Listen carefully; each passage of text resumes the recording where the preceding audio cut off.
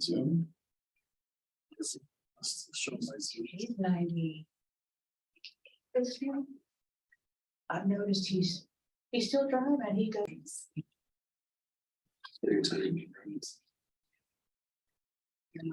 Apologies, Oh, that's all right. just pulled into my hotel room. No worries, it's Mark's fault. Great. And because I just pulled in to my hotel, I don't have the agenda in front of me, but I know that we have minutes to approve from the last meeting, so I have a motion. I'd like to call the meeting to order of the Transit Commission. March 8th. Do I have a motion to approve the minutes from the last meeting? I figured a minute, I didn't realize it was on the agenda. It wasn't put on the agenda, so. What The to skip minutes were that? not? No, Okay, What you have is a ridership report. but before we get to the ridership report, I believe there's appearances. Yep. Maybe you wish to speak. So would anybody here wish to speak? You're welcome to, this is your opportunity to speak and for our opportunity to listen. So if anybody online or in the room would like to speak, you're certainly welcome to do that. You have, we'd like to leave the appearances for no more than 3 minutes. I'll talk about, I'll bring up transit. Sure. You say your name and your address. Alex Poodle, 5304 Maywood Road. I'm just here to oppose the Metro bus coming through Monona.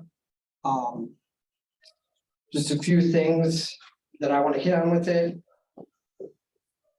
What data justifies this move? Do we want a Metro bus? I was enjoying my Sunday walk with my kids, walking to the park from Maywood to Arrowhead. And I'm thinking to myself, on a beautiful, peaceful Sunday, why do I want that bus coming through 14 to 16 times a day, every half hour to an hour? If environmental reasons are one of your concerns for having it here, to me, for one, it's not going to be electric. Two, electric comes from somewhere. We still get power for that. I highly doubt a Madison Metro bus is more efficient or more environmentally friendly than the smaller Monona Transit bus that we already have that comes a few times a day. So to me, I think that's just a kind of a scapegoat excuse to try to push this. Also, when it's not shuttling people to work, the Metro, how many people are actually going to be on that bus? Seems like a massive waste. I just think Monona's kind of bending over to Madison with this. And remember, they came to us. We didn't come to them for this.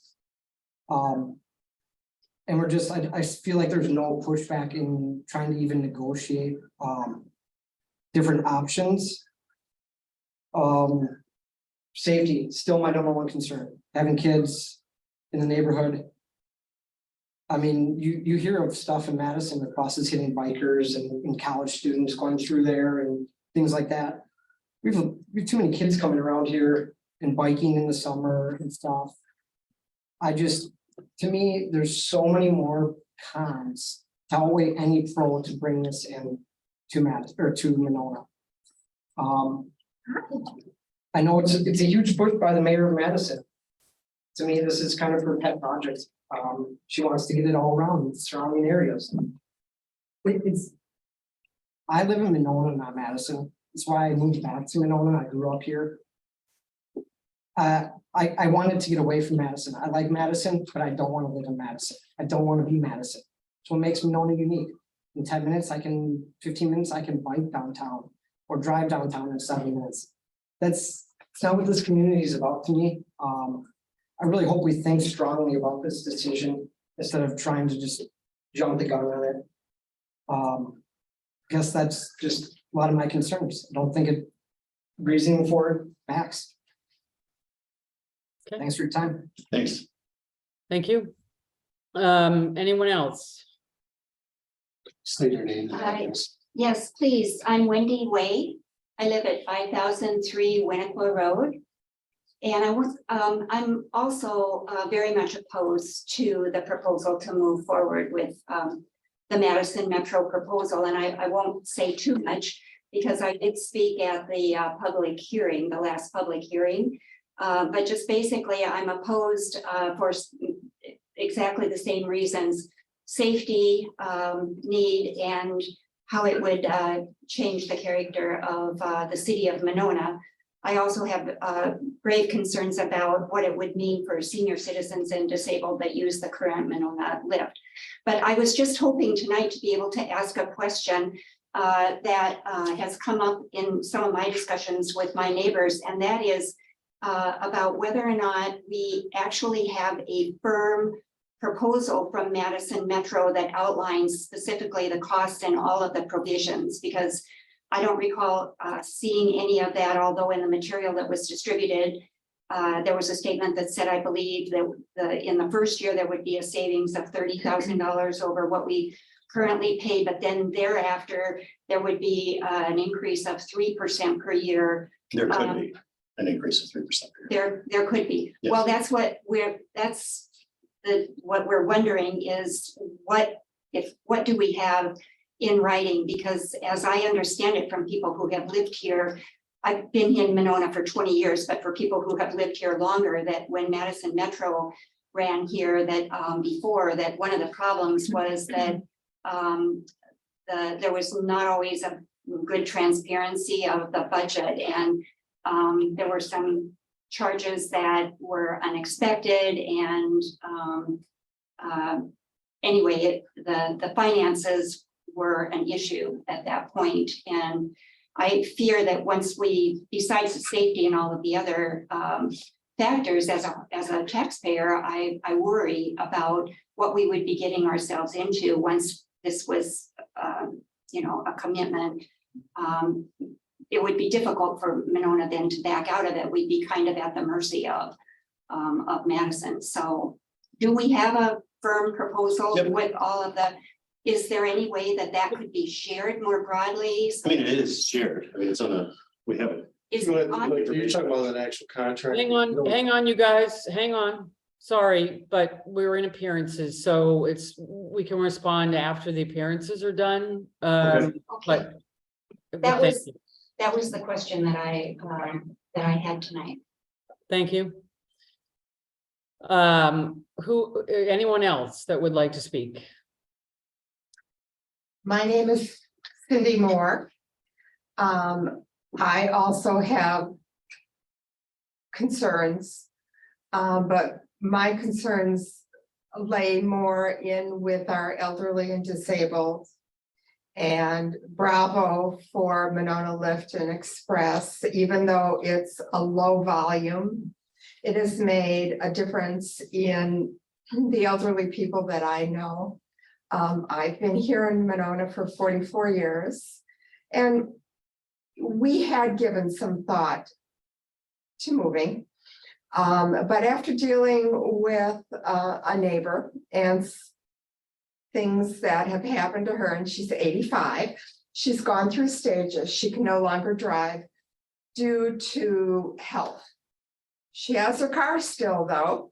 She's not giving that up. But she can't drive, and she knows it. Monona Lift has made her stay independent. She can manage everything from her house. She can make her appointments. She knows the drivers. She knows the limitations, where she can go. So she can do her taxes, which is here in Monona. She can do her dentist here in Monona. She can do her doctors close, Madison East Side. And she can get to the hospital when she needs to for appointments that are scheduled. Yes, she can't get to church, but she can watch church through her online, for 85. She has a computer, she has a cell phone, she's got her buttons, so she's, fire department can get into her house if she needs to. She's made these changes over several years, but it's the Monona lift that has kept her from. It has kept her independent. She can control this.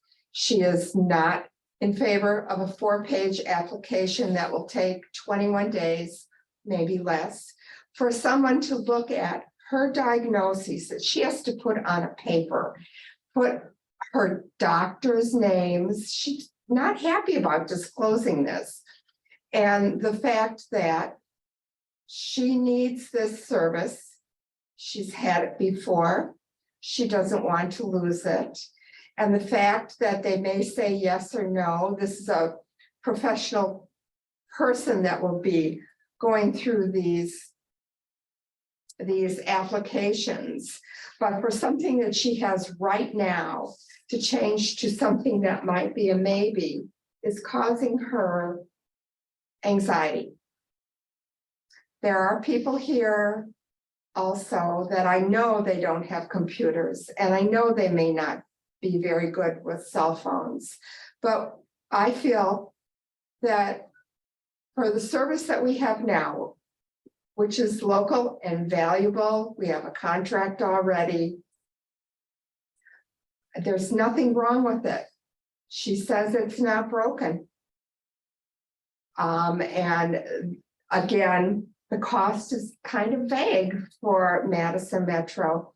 She's not opposed to transit for people taking buses here and there. But again, I'm just telling you what our elderly and our disabled and our cognitively impaired have in terms of challenges. And our drivers know these people, and our drivers know what they need. Thank you. Thank you. Anyone else? Oh, can I remember where your address was? Sure, 6102 Sylvan, Sylvan Lane. Thank you. Would anyone else like to speak before we close the appearance section? Yes, I'd like to speak. My name is Dave Whitty. I live at 5802 Winnequa Road with my wife and my 3 daughters. We're all middle and elementary school age. I am opposed to Madison Metro coming to Monona. I have attended 2 of the listening sessions that were provided. I appreciate City Council doing that. I did miss the first one, but I was able to watch it online. I believe that Madison Metro is not a good fit for this city of Monona. I think that the idea of Madison Metro coming into to Monona to provide services when we already have services that are being provided in not just an adequate way that's often been described, but a way that's been described by the people that have used it and that have truly care, the bus drivers truly care about each of the people that they pick up. I think that we are going from a service that currently works to jumping way to a 40-foot bus that, again, just as the gentleman spoke earlier, puts our children in jeopardy, puts all of our citizens in jeopardy walking on the street. I also think that it is crazy to have a 40-foot bus drive through the city of Monona 16 times a day, 365 days a year, without even knowing how many people will be actually using the bus at this time, kind of just like signing a free check to Madison Metro saying, go ahead and drive through our city. We're not sure how many people are going to use it, but we're gonna make this agreement and then we'll figure out if it works or not. I think that we need to look at creative ideas, look at ideas such as smaller buses. I think that there's been a big push, and I think it's important to acknowledge there are people that don't have cars, that don't have bikes or other ways to get transportation to the city of Madison or different places. I'm all for looking at different options for those individuals, but I don't think going from what we currently have to a 40-foot bus driving through the city of Monona without knowing how many people that's going to impact is the right move. I think there's a middle ground, or there's other steps that can be taken, other buses, other size buses that could be used. And I also believe that the city of Madison can push Madison Metro to look at, as I've stated before, having stops on Monona Drive and Broadway, where there are the most businesses and where people actually would be getting on and off. Monona from the lake, wherever you are, whether it's 20 Watha Trail or Winnequa, all the way to Monona Drive, is a walkable distance. Most people who live in the Chicago area oftentimes walk up to a mile or more to get to their stop to take the train into the city. That's a common distance for a commute. If there's an individual that cannot walk that distance, then they may be eligible for transportation to a spot on Monona Drive or Broadway. But again, these are things that I don't believe, and if I'm wrong, I apologize, have been looked at as far as what are some middle options that can be utilized versus just going with a 40-foot bus that again is not safe. And I keep saying that because I really don't think we realize until the bus is going down Winnequa Road, what an impact that's going to make in our community. Noise pollution, air pollution, safety. Again, I just don't think that it's really well thought out. And, we just found out that Madison Metro won't be used by the Madison Public School District. Because it's not successful getting students to and fro to school and to their home. There's been concerns about not enough staffing for our current Monona Lift and Monona Express. There's staffing issues everywhere you go. I mean, we can't say Monona Lift and Monona Express haven't done a good job because there's not enough staff or bus drivers aren't always able to make it there. You could go to every business on Monona Drive and they're always going to say, we're short-staffed. We don't have enough people. We're not able to provide the service we'd like to, but we don't have enough. So I think that some of the things that have been brought out to say Monona Express and Monona Lift aren't successful, so we need to make a jump to Madison Metro, and this would be a better place for it. I don't think it really holds water because you can't say people aren't showing up for their jobs when it's really across the board. There's a shortage. I'll wrap up in just a minute. Overall, I think that we've got to look at what is Monona versus what does Madison Metro provide for Madison. Madison and Monona are very different. And I want people to be able to get to places. But I don't think the proposed route was well thought out. I'd also brought up before and never got an answer. If the transit committee ever talked or reviewed the bike and pedestrian outcomes, that was a big focus of the previous city council as well as the mayor regarding sidewalks, keeping our streets safe, making sure it's safe for bikes. And then a big stretch of the 40-foot Madison Metro bus will be driving down Winnequa, and there aren't sidewalks on most of that part.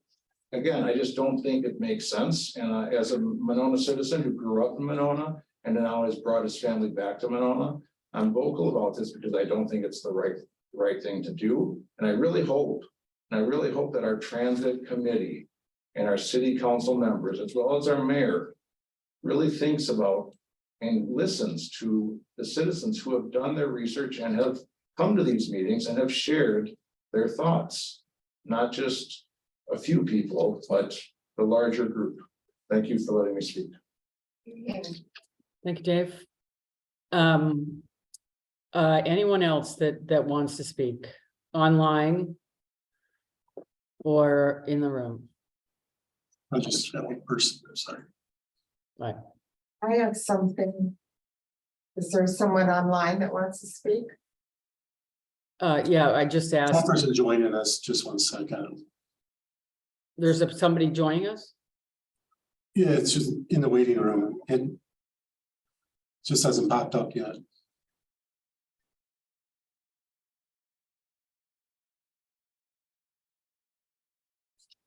Heather Gates, if you're listening, and I assume you are, did you want to speak or are you here just to listen this evening? Just listening. Okay, thank you.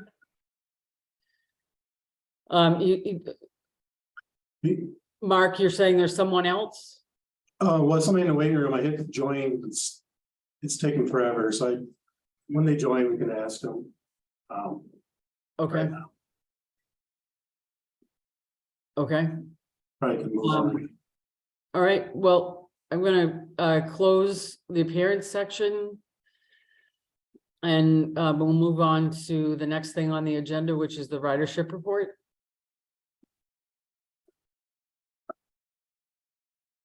So the ridership report, we didn't have a meeting last month, so I have January and February's of 2023 for the Express. Total riders for the Express was 572, average 27 riders per day. For February, 598 for an average of 30 riders per day. 30 rides, not riders, 30 rides per day. Monona Lift. We're up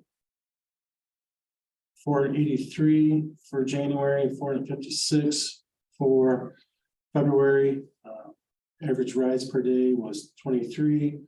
And we're up 41 from last year. For the Express, we're up almost 400, 199, 180, so about 379 rides up from last year at the same time. Thank you. Anything else? Any questions by the commission on the ridership report before we close that portion? Addie? Yeah, Mark, I just wanted to double check with the Express. Are we now running, staffed up and able to run all 4 loops of the Express in the AM and the PM? Or, you know, in the past couple, I mean, it's been 18 months that First Student has not been able to staff those. Where are we on staffing and how many loops are we doing on the Express? Right now, the very first loop is not running, but we have 3 in the morning and 4 in the afternoon. So Okay. And that's just, again, because they can't get a driver for that? just based on timing of their drivers, yeah. Okay. Thank you. Anything else on the ridership report?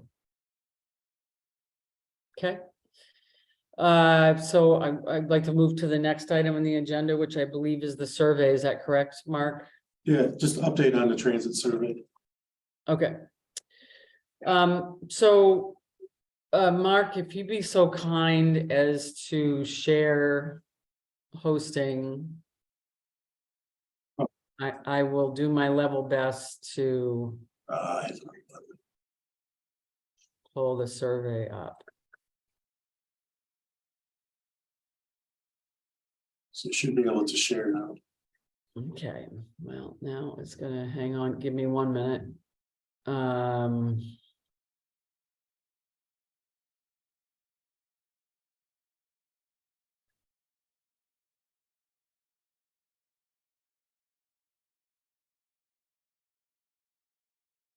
Thanks for your patience, everybody. I had it up, but I lost it in trying to, okay, so,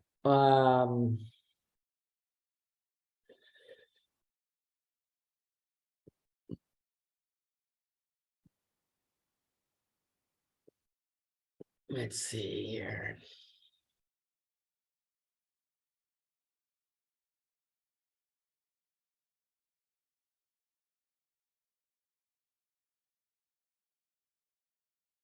Okay, and so can everybody see this? Yes, I can see it. Great. So, so this is the survey to date, and as this commission knows, the survey will be open until the 24th of March. And that date was originally selected because we gave ample amount of time for the printing and production of the postcard. It ended up coming out much sooner than we thought. We'll continue to advertise on WVMO, and there'll be another posting in the city's e-news It's one of the things on my list to do tonight. To continue people to respond. As you can see from the very first part of this, there's been a total of 751 responses. The skipped number is the number of people who skipped providing their address on the first question. And Mark, as I indicated previously, Mark has agreed to input any responses that we've received via hard surveys that have also been at the City Hall, Library, and Senior Center since we launched the survey on the 17th of last month. So About 15 of those. I mean, there's about still 15 total. 15 more left for input. Okay, great. So that means we're up over 750, obviously many more than any previous transit survey. So our marketing plan seems to be working. Congratulations to the commission and thank you to everyone in the community who's responded to the survey. Just as a reminder, for those of you that may be listening in or watch this video at some other point, the survey was a direct response to community feedback and the public information meetings, where folks, among other things, thought that the previous survey had a low response, which we concurred with, and wanted more of a sense of how many people were in favor or against, and also basically to help us try to answer the question of, if we were to make changes, what kind of changes would need to be made for it to be more beneficial for more people in Monona. Those changes, frankly, would apply to regardless of who operates the service. I think it's safe to say that we're never going to know exactly how many people are going to take the bus before we run it, any more than we know exactly how many people are going to take the express or the lift. And Madison Metro was very clear in our meetings that they can't, they don't have a crystal ball either in terms of how many people use Madison Metro.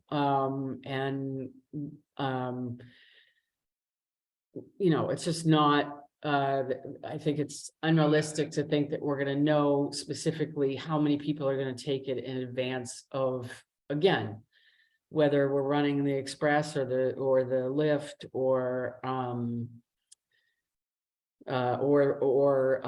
Madison Metro. So again, and just to reiterate to everyone, we haven't made any decisions. We're being very deliberative in our approach. This has not been rushed through. The Transit Commission has worked on this for about a year before I even came on board. And it's been well over a year that we've been in conversations with Madison Metro. And so, I just would like to reassure people that the Transit Commission is really doing their due diligence and trying to make the best decision, whatever that decision is for the city of Monona, based on resident interest and resident need. So with that, I'm just, as I indicated, what's indicated in the agenda, we're not going to, because we haven't closed the survey. The intent tonight is not to analyze the data that's here, but instead to do a quick review of the data and break up basically some responsibilities to the commission in terms of a deeper dive in terms of the analysis of the data. You may recall that the question number one, part of the reason why or the reason really why we asked question number one was that if we were to make adjustments, frankly, to, again, whether it's Express or whether it's Madison Metro, if we were to make adjustments, knowing approximately where people live that are responding to the survey and are interested in bus service is very important to whatever routes are redesigned or designed. So that's question number one. You can see, age-wise, and it's probably better, we have graphs on the Survey Monkey, so we have graphs on everything, but we also have percentages, and you can see that the largest percentage of respondents was 65 and older. And second would be the 35 to 44 range in terms of the overall percentages. And then the next one was the affiliation. You can see that we have 97, close to 98% of the respondents reside in Monona. And then there was 6.26% currently that own or manage a business in Monona, and 7.32 that work in Monona. And those numbers, Nancy, just to note, don't add up to 100 because people can select multiple options there. That's why for Yes. people doing the math in their head, it adds up to more than 100. Thank you, Addie. Absolutely right. So question number 4 was based on national research, the reason why people choose. We wanted some sense of what was most important to people in terms of if they choose to bus transportation. And those items are obviously, as you can see here, and you may recall from doing the survey yourselves, personal necessity, mobility, transit ease, affordability, environmental impact, and camaraderie. And again, going down, just because I think it's a little bit easier to read than the graph, there was folks ranked highly, most highly. You can see across here, what is most important to people, and if they didn't have anything that was of import, they could obviously check that as well. So I'll just continue to scroll through. Again, I'm just trying to do a quick overview. And then here's a sense of whether the respondents or anyone in their household currently uses the local bus. And you can see 70% of the respondents answering the survey currently don't use bus to transit anywhere in Monona.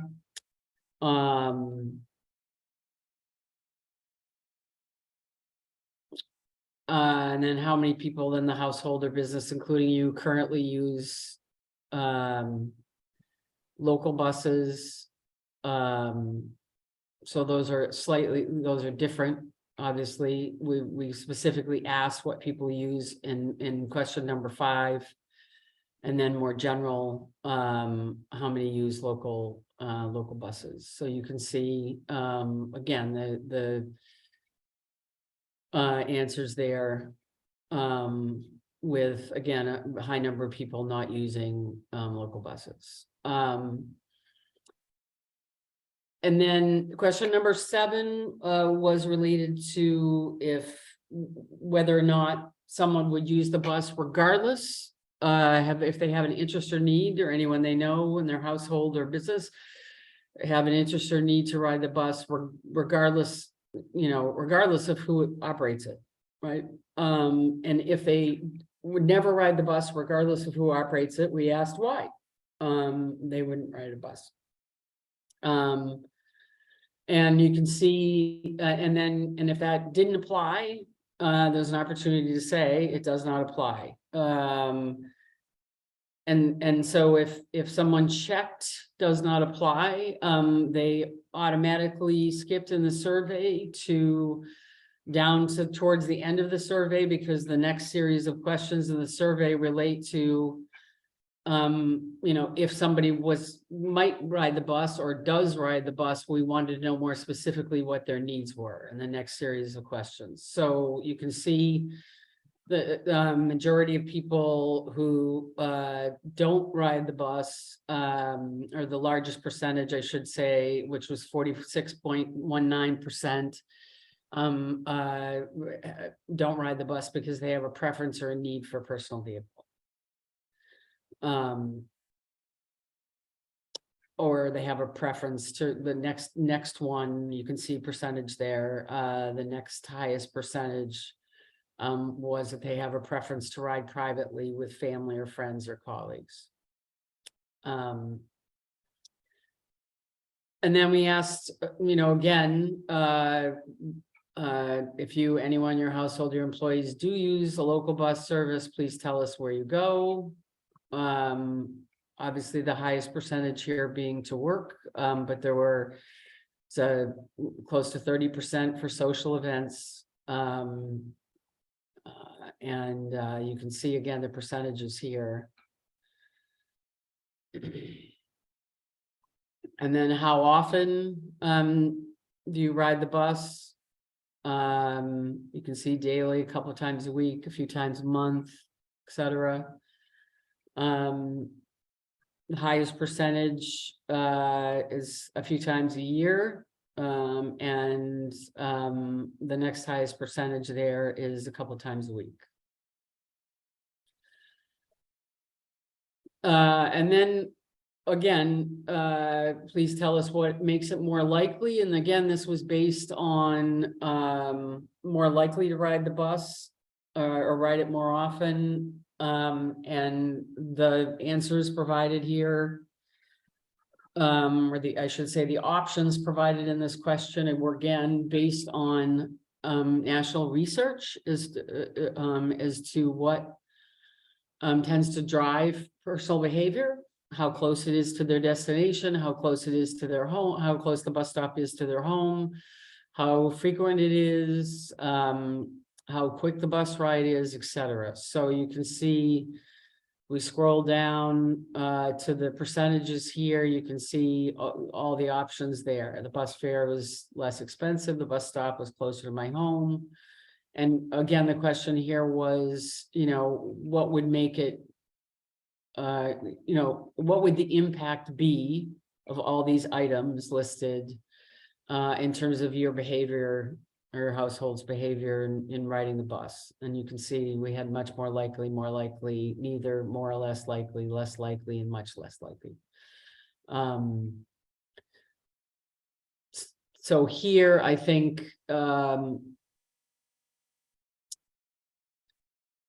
you can see things like the bus stop was closer to their home or business.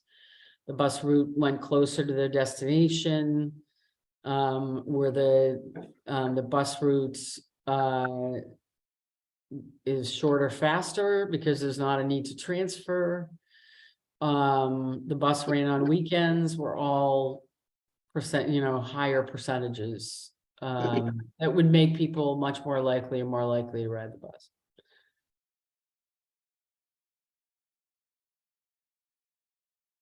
And then question number 11 was again trying to dig down into then take each one of those items. If you go back to this one, we took each one of those items individually and said, okay, if it was closer to your home, the bus stop was close to your home or business, how close does it have to be? If it was the bus running different hours, whether it's later in the evening or earlier in the morning, what hours do you need? Bus running on weekends, the bus ride being shorter or faster, we drill down on each one of those individually in a series of questions here. So you can see is actually a highest percentage of people say that they're more likely to ride the bus if the bus stop was a few blocks or less from their home, or less than 1/4 of a mile. And then the availability, you can see once every half hour, once every hour, are the preference there.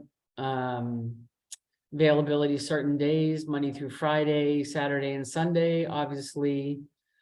The highest percentages there.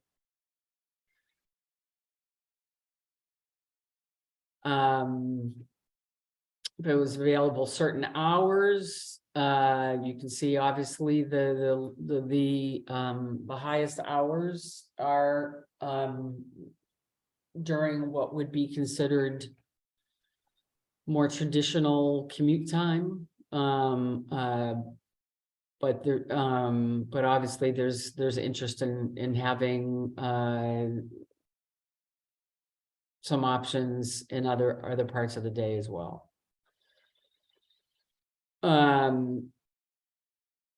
The routes being shorter, faster.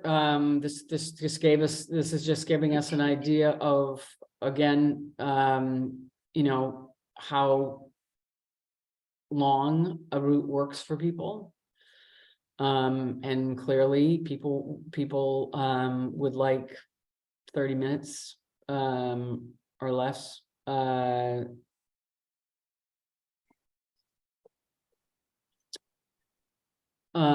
And then the affordability question, again, was the costs, was around the cost of the bus service. So again, you can see the answers there. And then when we get down to question number 17, overall, how supportive are you of the proposed changes? And the questions here again were, you know, people had an opportunity to say strongly favorable, favorable, neutral, opposed, strongly opposed, or I don't have a preference. The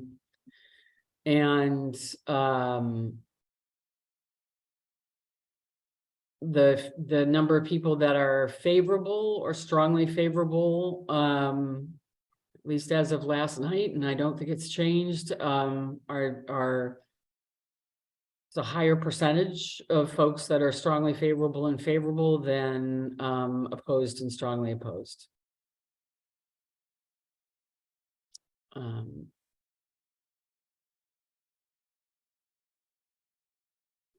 It's a pretty close. So, and then we asked people, and then we asked in question 18, what's the most important benefit of the changes? And then with availability, obviously, being the most critical thing there, and the biggest concern about the changes. We obviously had a number of people responding to the other end as, but the public safety, you know, is obviously a concern for people. And then we asked people to share thoughts, and there's 408 people that responded. So we have a lot of reading to do. So that's just an overview for folks. What I think would be, first of all, does anyone on the commission want me to scroll back to any specific thing, or do you have any questions about that very quick overview? No. One issue that did pop up for me, Nancy, is there are a lot of, one of the things that we're going to look at is, are there people who responded to the survey and skipped all of the questions, right? It's called non-response error. Yes. Yeah. So that'll be, so I think one thing we should just be clear of in our analysis is, you know, that we'll have to look through, and if someone in there's some survey analysis checks that you run. Yes. And so that number, we'll run those checks on the responses, and there Uh-huh. that number of N may change based on if there's responses that are empty, basically. Yeah. Yes. Understood. Yeah, and I would say, as we have articulated all along and as we articulated in the FAQs, C3, which is the primary, is a primary concern for folks, and a primary interest of this commission from day one, in terms of the Madison Metro option. I think probably the heaviest lift will be taking a look at the people that responded favorably and strongly favorably in terms of where they reside, so that we can see where the need is. I mean, obviously we'll look at those people that are opposed and where they reside as well, but in order for us to be able to put a magnifying glass on the route as currently designed, and whether or not that's the best route, we're gonna have to do some analysis on those two bits. Happy to help with that in whatever way I can, Nancy. Totally within my wheelhouse as well. I would be delighted. I was hoping that you would volunteer. Thank you. Thank you. Yeah, and in fact, if you, Addie, between now and the next meeting, if you, wanted to do, whatever, I'm gonna give you first dibs, whatever, because it is your wheelhouse.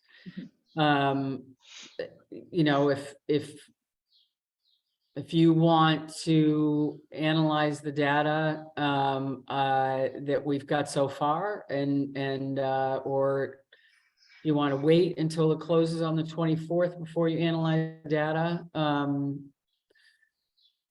I'm open to however you think would be best to tackle it, so that we get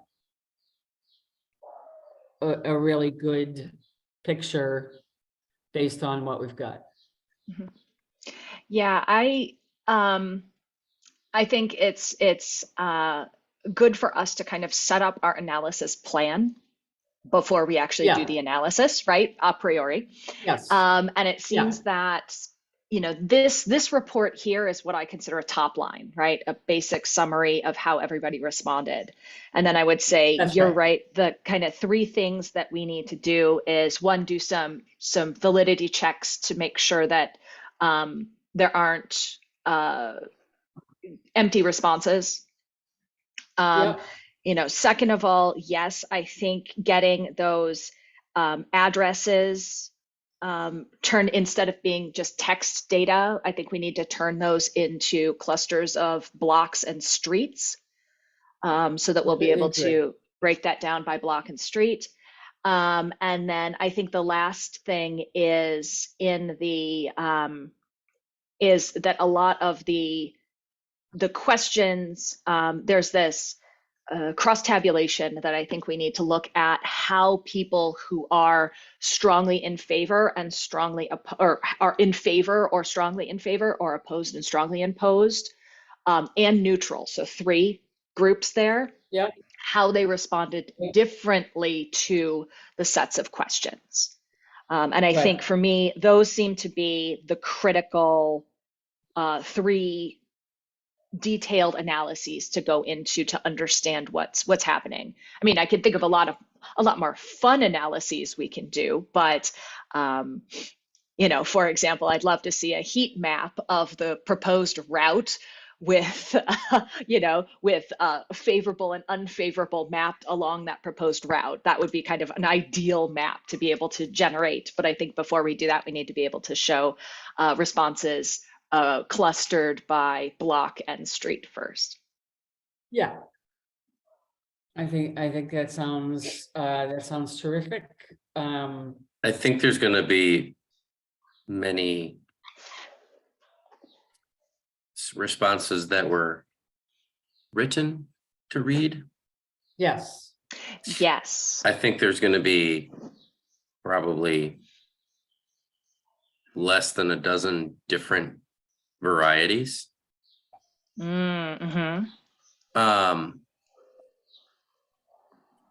think we should probably figure out a rubric to categorize that information Yeah. that we Yeah. can use. Otherwise, it will be 800 comments that no one can read in Yeah. their free time. So Yeah. I There's think we can develop the categorization rubric or a sample set and then divide them by the commissioners equally to go through and each do 200 or whatever we end up with. right. And if we want, actually, SurveyMonkey has 2 or 3 pretty interesting textual analysis tools already baked into the cake. Yeah. One being a sentiment analysis, which is a fairly valid routine way of saying, like, what are the, categorizing those comments as being associated with emotional states.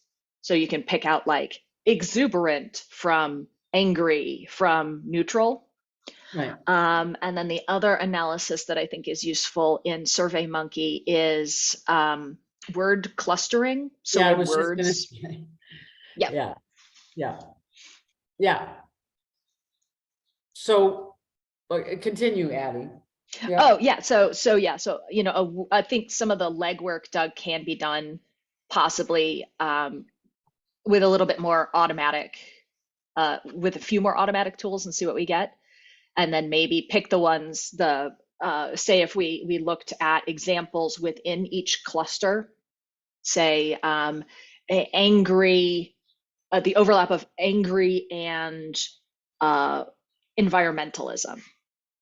Right? If those two things cluster together, we can kind of dig into that to then pull out the themes rather than manually kind of going through everything. Because you're right, it's a lot. It's a lot. Or we could do both. See how many there are, I guess. We don't really have I have another meeting I really need to get to. I just want to kind of bring up a point or question, if you don't mind, real quick. With the comments section where it was like around 400 plus comments or whatever, I would love to see out of those comments, how many are for and how many are against, because I think you're going to find more against than for than how it was surveyed in favorable or unfavorable. Also, I think a nice thing would maybe to add to this would have been to the survey was not have the favorable, unfavorable, neutral, but just a simple, are you for Madison Metro coming through Monona or are you not? I mean, that cuts the chase pretty quick there. Are you favorable to have the bus come through Metro? Okay. That was just my. Right. So with all due respect, and I do mean that, and in every sense of the word, once we're through the appearance section, it's up to the commission to be discussing and deliberating, so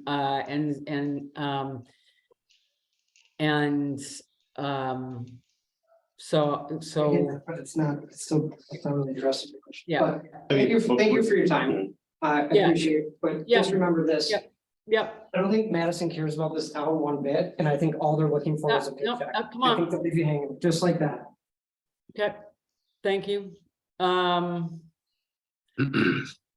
So, Laura has suggested, well, Doug, since you brought it up, in terms of the rubric for comments, I mean, Addie, would you want to, well, first of all, I'm trying to recall from my own SurveyMonkey account.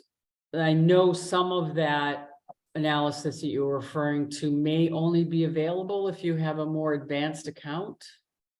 Ooh, yeah, because I have a full SurveyMonkey account when I'm working professionally. Yeah, so do I. So. We'll see what um, we can do, because those are standard published methodologies, Yeah. and we'll be able to load them into the analysis platform pretty easily too. Right. So that's the other I piece. have, sorry to interject. I have a 7:10 cutoff for my attendance. Okay, I just want to make sure I wasn't causing any sort of quorum problem. no, because we don't, there's nothing that. Okay. there's Nothing to No vote votes.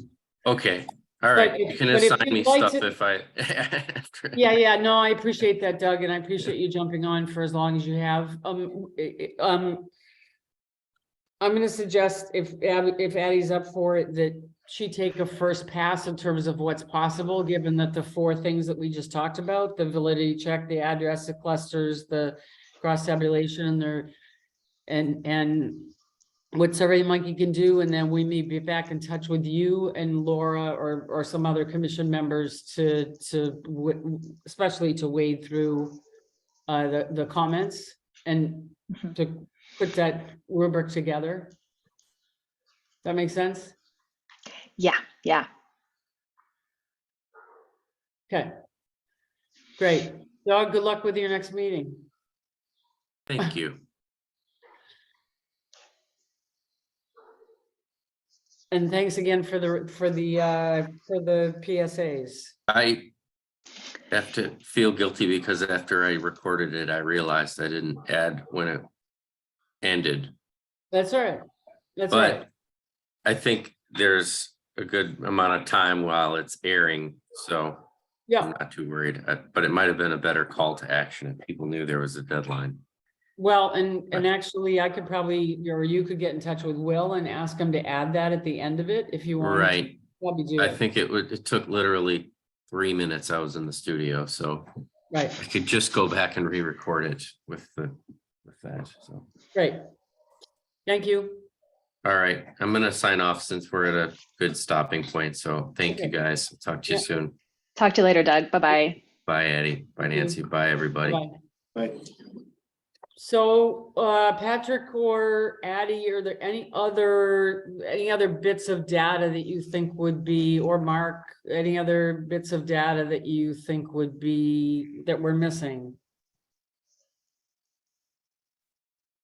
That would be helpful.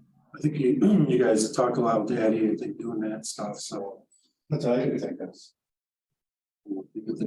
I can't think of anything at the moment. Okay, It's pretty comprehensive. okay. So Addie, do you want to take a look then at what's possible and then given the city's SurveyMonkey account, and then get back to me and we'll make a plan, whether it's for the comments or for other pieces, if for some reason something, if people think of, and if people think of other analysis they want to do, or other pieces of information they would like to know, we can cut this data a million different ways. I mean, we can, you can look exactly at, by age group, you can do it by, by address cluster, you could, there's a lot of different ways that you can cut the data.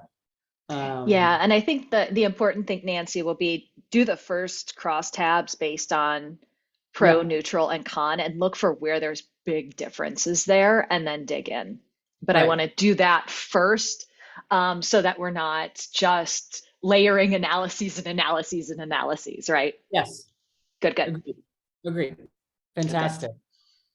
Huge help, and I look forward to hearing from you. Once you have a chance to, and suffice to say, I'll get you the information you need to be able to have access to it. Fantastic. Okay. All right. So Any other questions from the commission members or comments from commission members around the survey? No, Okay, I'm really enthused to see 751 responses. You know, we know that the population of Monona is 8,250 or so. Is that right? 8,000 or so. So we're approaching 10% of our community responding to this, and I think that's amazing for a community survey. I personally have done a lot of these and haven't gotten 10% response from a whole community in a long time. So yeah, I'm enthused. yeah, I agree. As I said, I think our marketing is paid off, and I'm enthused that we got this kind of response as well. So I think we'll close this portion of the agenda. And Mark, again, with apologies, since I just walked in my hotel room, I don't have the agenda in front of me, but I assume what else is on the agenda besides updates on sustainability and DEIB? that's it. That's it. Nothing. I have no updates for those. Okay. Other than one. So didn't the staff recently have a meeting with Nehemiah and each staff member's taking responsibility for coming up with some initiatives in their departments? Yes, each was looking at one thing per department, so. Right. Great, to move that ball forward. Yeah. Correct. So, Great. Great.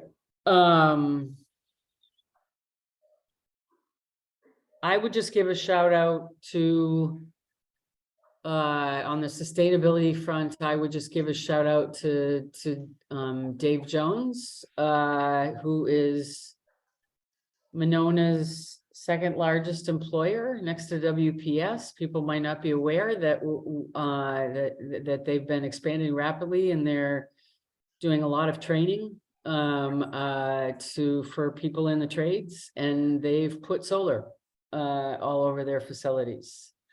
So just want to thank them. That's a relatively, the number of rooftops in Monona that have embraced solar is pretty exciting.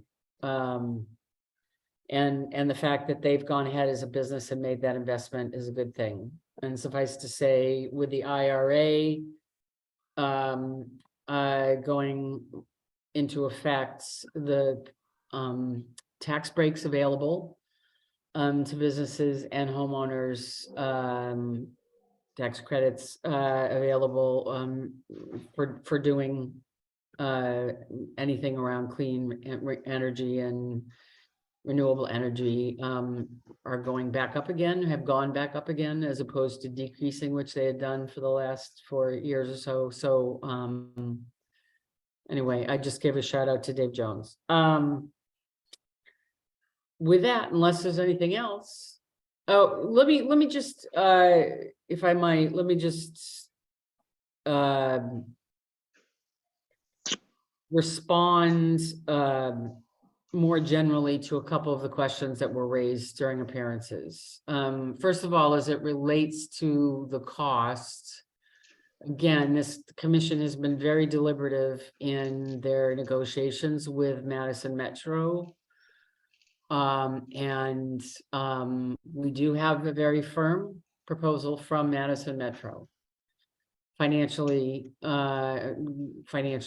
have a very firm proposal from them.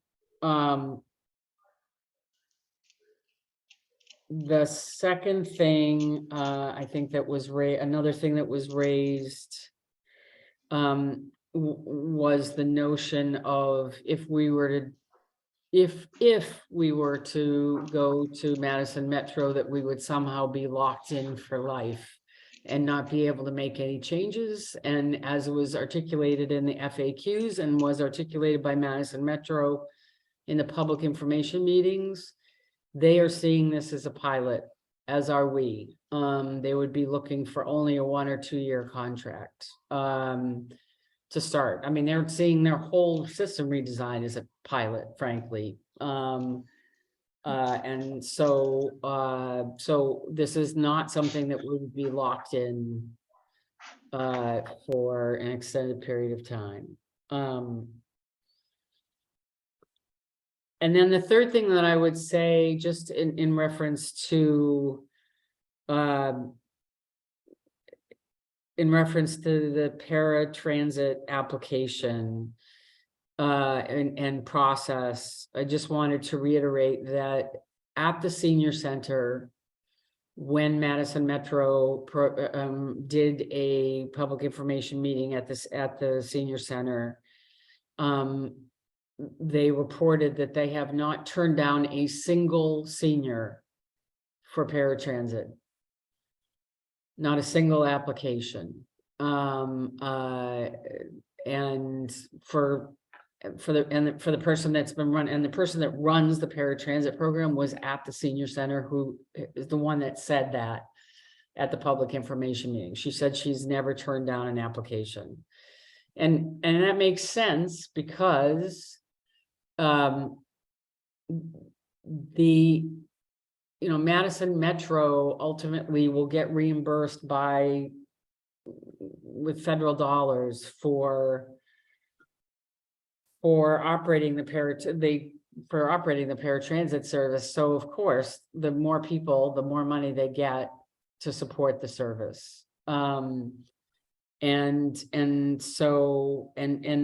second, of course, they want the service to be available. There is some screening, for sure, but it's not there. The HIPAA regulations do prevent Madison Metro they ask for the names of, yes, some medical professionals, but the medical professionals that they ask for, as well as the information that they ask the applicant, are such that, because by law, they're not allowed to dig into somebody's health records, and your health provider is by law not allowed to share specifics about your health. So I just want to reassure people again that that process is not about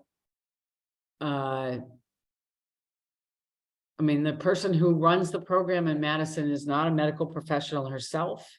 She's not there to assess whether the person who has applied is capable or incapable. They just want to make sure the person that applied is the person that applied.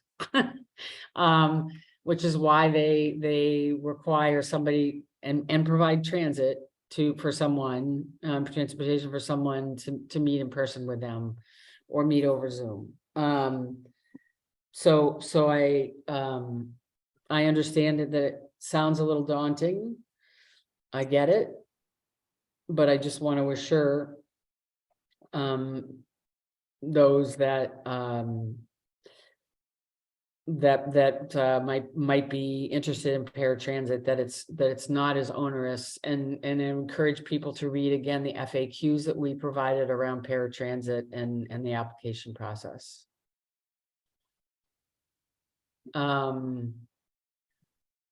Do the commission members recall any other questions that? Nancy. Yeah. Yeah, I just wanted to address something else that was mentioned tonight too, as far as safety goes. Yeah. That in all of 2022, there were 5 incidents with Madison Metro and all the millions of miles that they drove. And out of those 5 incidents, all of those incidents occurred involving one person running into the windshield of the bus, somebody chasing the bus and trying to catch the bus and falling down. There was not much in the way of the bus running into people. So the safety issue, I did want to address that. And also with paratransit, I also wanted to mention that with paratransit, as it stands right now with Monona, with Lyft, you can only go within a mile of Monona. With paratransit, you go anywhere the bus has service in Dane County. So you go, if your doctor is at the American Center on the far east side, you can take the paratransit there. So it really opens up opportunities for people to not just be locked into a mile within their home. And also the bus route is important because in order for folks to qualify for paratransit, the bus route they have to live within 3/4 of a mile of an established bus route. So if the bus were to only go on Monona Drive, that would leave certain people without access to paratransit in the city of Monona. So. Thank you, Patrick. And I would also just add around paratransit that again, the paratransit is not a Madison Metro bus. It is a small bus, not unlike the Lyft bus. It's, they contract that service out. It's the same door-to-door service that we offer with the Lyft. And they contract it to Badger Bus, which I know people have seen in Monona, and they contract it to other private bus companies as well.